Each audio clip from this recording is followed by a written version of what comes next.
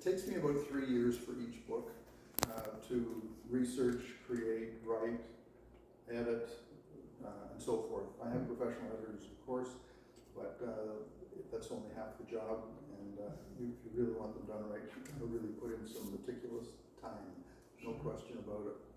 But I love every aspect of the writing process.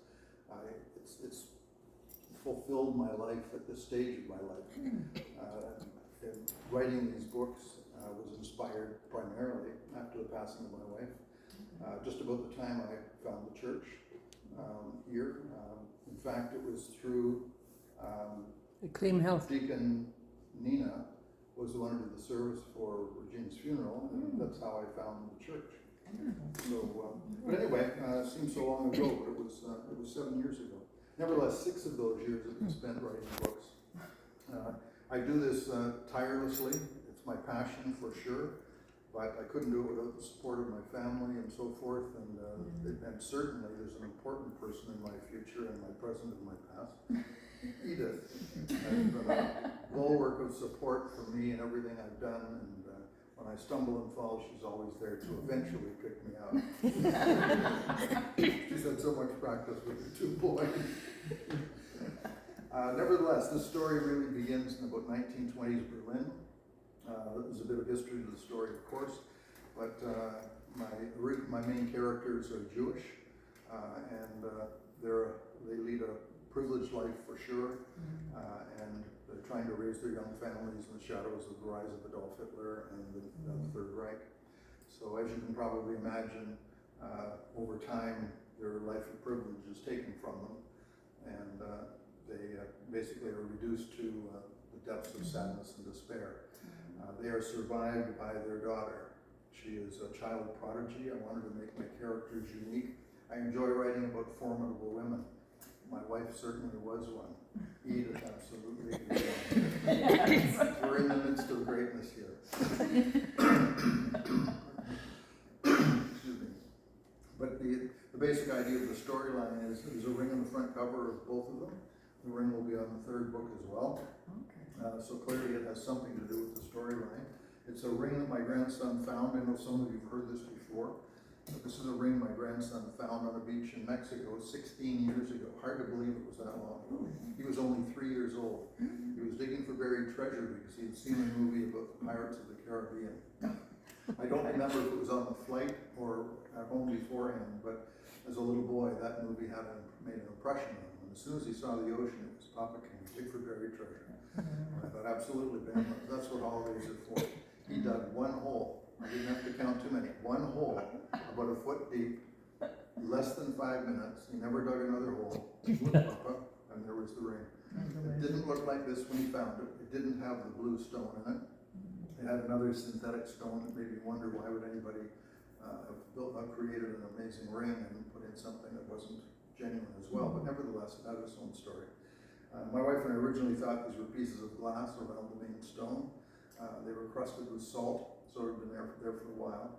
And the shank was so badly tarnished and frail from the erosion and the shifting sand and so forth. And the tarnishing, we thought it was a silver trinket, worthless. It had no redeeming beauty about it whatsoever.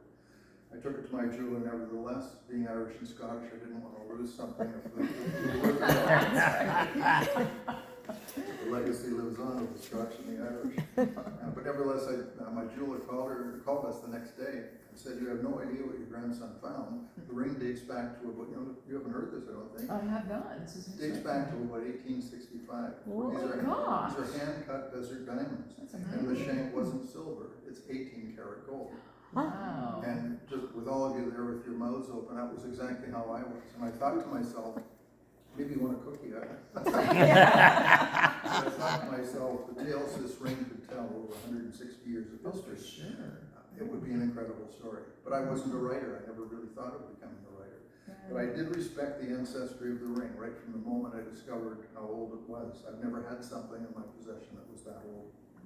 But I had my jeweler clean up the ring, but don't recut it with lasers to get a sharper shine and so forth and sharper edges. Just do it by hand the way it would have been in 1865. Build up the shank piece that was so badly weathered. And also, let's put a big blue midnight sapphire Stone in the center. My wife had beautiful blue eyes, and that's why I chose blue. Okay. And now the ring lives on since that time. About 7 years ago, in fact, it was 7 years August 3rd when I lost Regina, and it was sort of, my life was like a snow globe, turn it upside down, and all the snow falls, I didn't know what to do. I was devastated, as to be expected. But that's when I started thinking again about the ring, that maybe I could do something I had never done before, and that was to maybe start writing a story. And I remember I sat down one day and I thought, let me see if I can write something. I knew my father-in-law lived on or actually owned a potato farm with his mother and his two brothers in Poland before the war. So I started describing the sun up, coming across, breaking across the top of the trees and reflecting off the wooden barn, and it came out of me. I didn't change anything, and to this day, that chapter that I first wrote, just as it came out, it's actually chapter 6 of book 2. So I had some backfilling to do. Yeah. And that's what it took me to get the ring positioned in the storyline from the late 1800s. And so it was, but about 6 months after Regina passed, I found some documents in a drawer of the house that I didn't know existed. They were yellowish brown. They were folded, like rolled, and tied with a string. You don't see that very often anymore. These were the original birth certificates and marriage certificate of my mother and father-in-law, and they were my wife, included my wife's birth certificate. She was born in a displaced persons camp in 1949. Not a concentration camp, or a displaced persons camp, big difference. Nevertheless, they were, in my reading and researching, there were 70 such camps along the German border, designed to house 2,500 troops in each one. They put 25,000 refugees in each one of those camps. So it was cozy and not too warm in the wintertime, but they had lots to eat, and many of them spent years there. That's where my mother and father-in-law were married, and that's where Regina was born. So I had some real facts here to work with. Another part of the storyline is that when you get into book 2, my mother-in-law was 13 when she was orphaned. We were never allowed to speak of it. We just knew what happened when she was 13. That was it. It was never referred to again. She never mentioned it in my lifetime with them. But even her daughter didn't know anything about what went on or the reasons why. But she did ask questions about why doesn't mommy have any, where's my other grandma and grandpa and so forth. She was too young to understand. But I found with these documents that I found after Regina passed, the whole family was gone. And I now knew exactly where my mother-in-law was born, 20 miles inside the Polish border in Russia.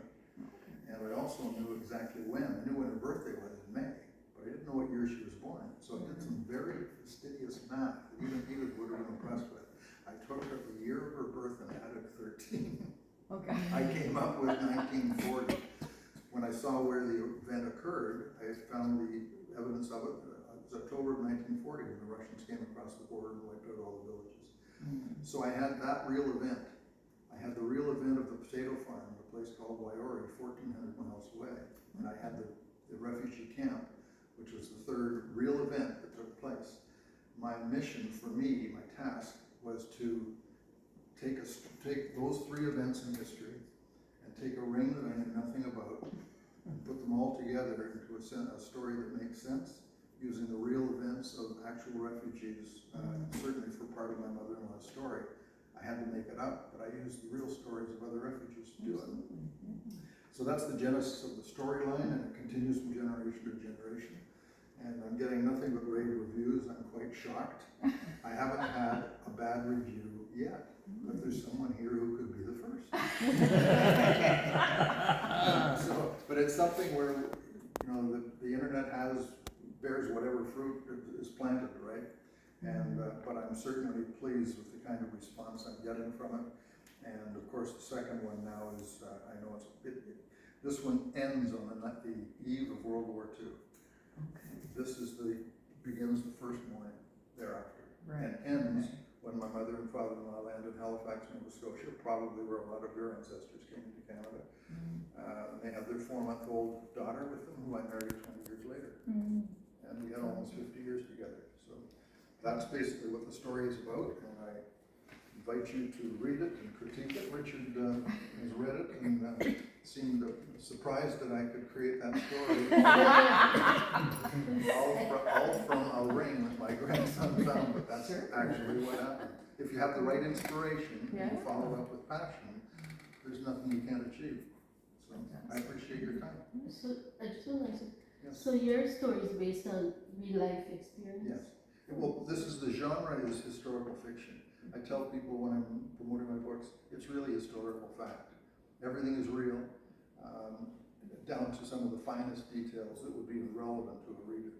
But I tried to use everything accurately. And there was one time where I never stumbled, I never had writer's block, but I had to find the real events that fit without me altering the events significantly. I wanted to find exactly the event, when it occurred, and how, and introduce my fictional characters into that plot line. It's what the facts gave me. And some of the amazing coincidences still shock me today. I was lucky. I was destined to do these stories.